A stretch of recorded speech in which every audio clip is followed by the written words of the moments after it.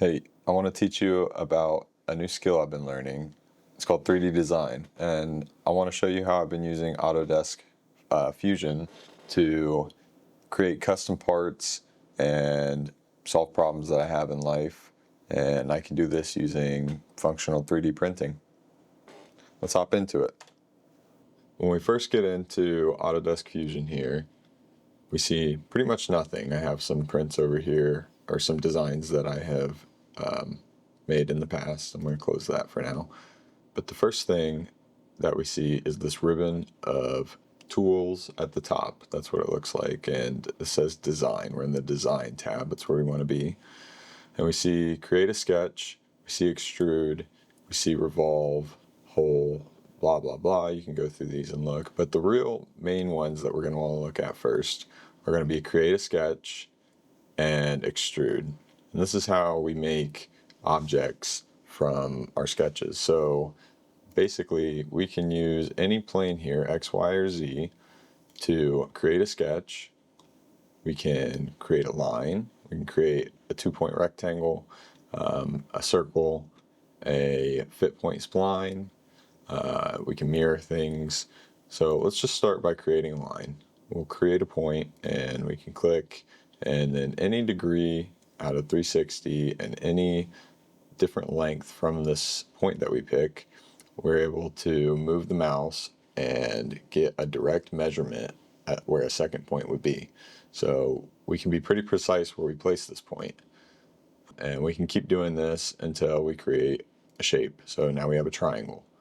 It's not very pretty, but we can finish the sketch, and now we have this two-dimensional triangle.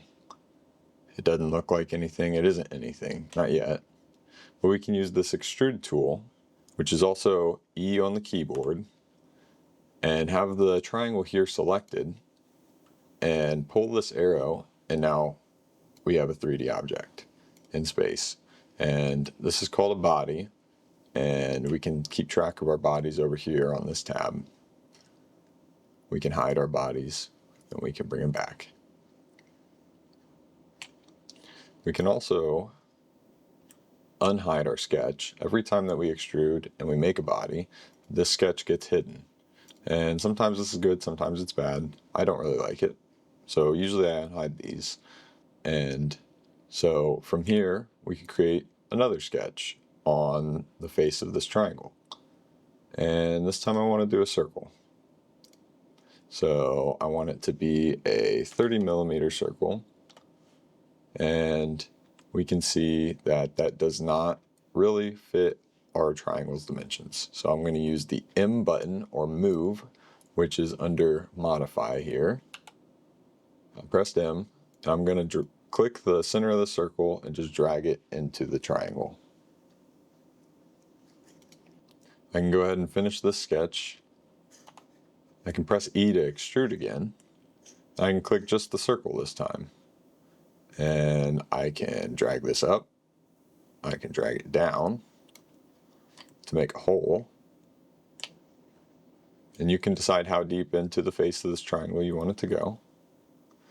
But most of the time when I use it to cut, I drag it all the way through, and now you have a hole.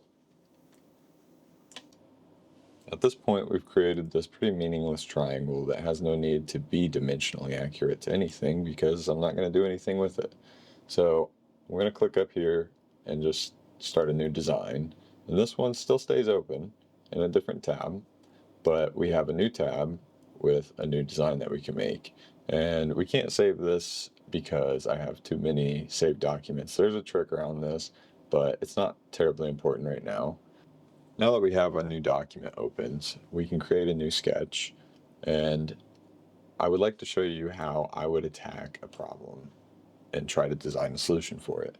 I'll click any of these three planes, it doesn't really matter for this, and I'm going to be filling this keyhole that is in my desk because I made my desk out of a door. And so I'm going to take these measurements really quickly, and I'm going to remember them. And I've got this little caliper that can tell me, zero it out, tell me the depth of this hole.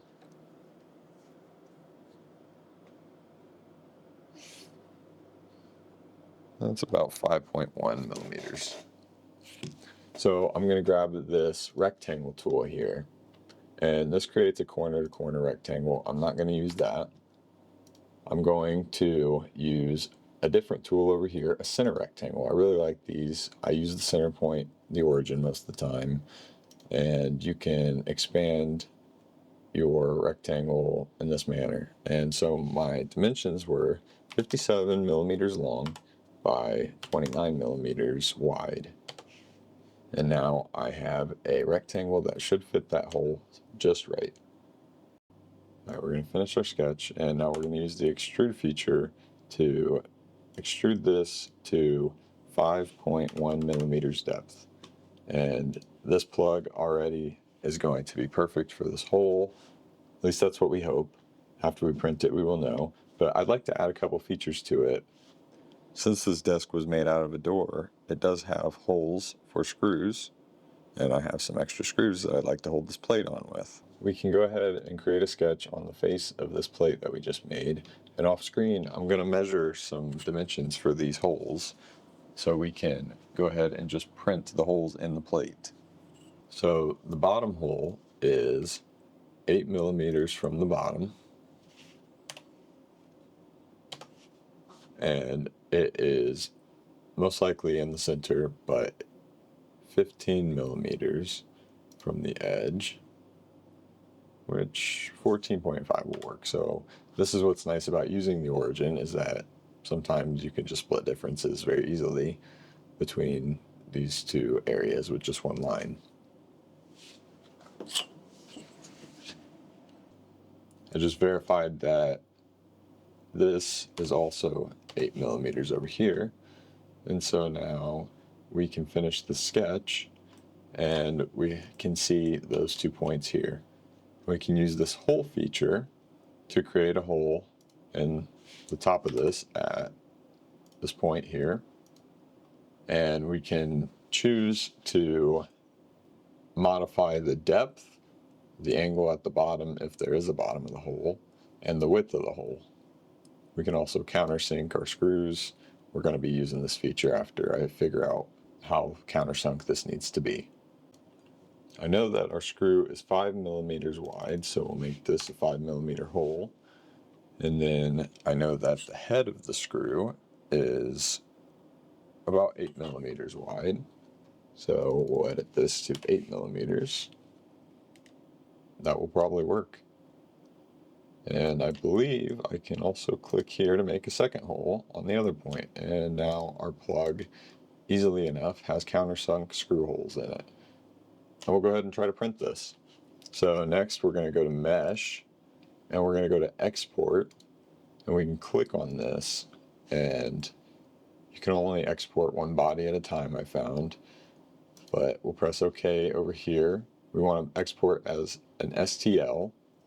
And you can figure out where you'd like to save this on your computer. I have a special 3D print files folder, and we'll name this door desk plug.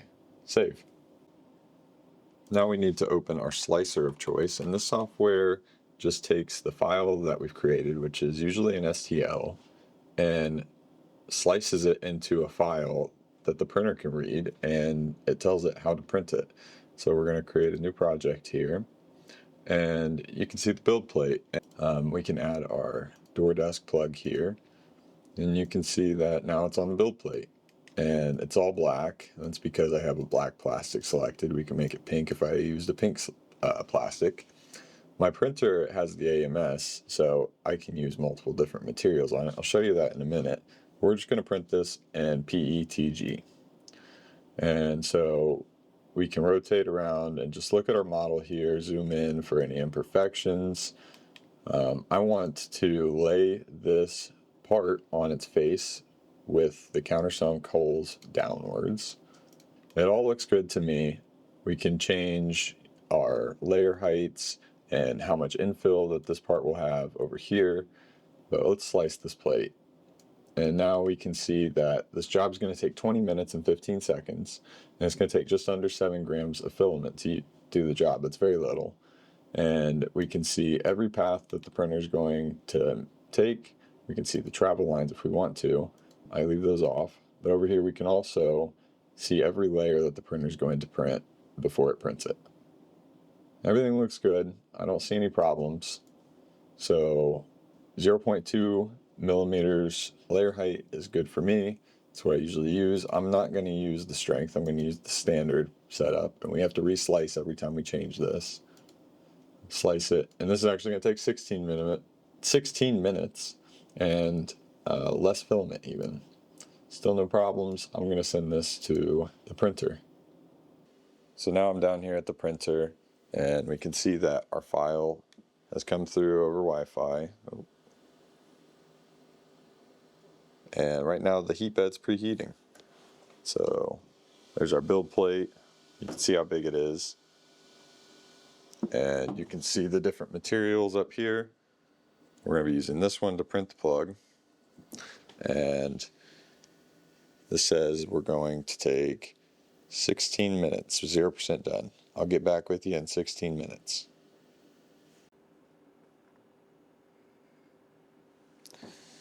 And the print is all done. There's a little nasty right there. That's not gonna hurt nothing though. Nice. We'll see how it fits. Alright, you can see our hole in our plate, and this thing fits in here almost perfectly. Just grab some screws and screw it in real quick. The screw holes line up perfect.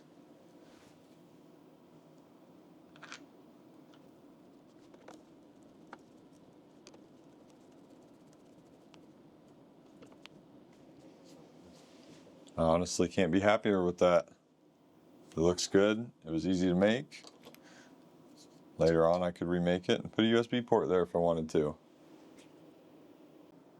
Even though this was a pretty simple project and it didn't really accomplish a whole lot other than making this hole a little bit more appealing, it really was a good way to exercise your skills in Fusion and learn how to use the software to develop things from a three-dimensional world and bring them into the real world to fix a problem that you might have. I've been using this software for about a year to accomplish some of the prints that I have done in the past, and recently I've fitted some new speakers into my car. I've also modified a spoiler mesh that was meant for an RC car, and I printed it full size for my car, and I've integrated a backup camera into it, so I'd like to show you guys that in the future. But until then, just try to get some practice in the software, and I'll try to post some more advanced techniques soon.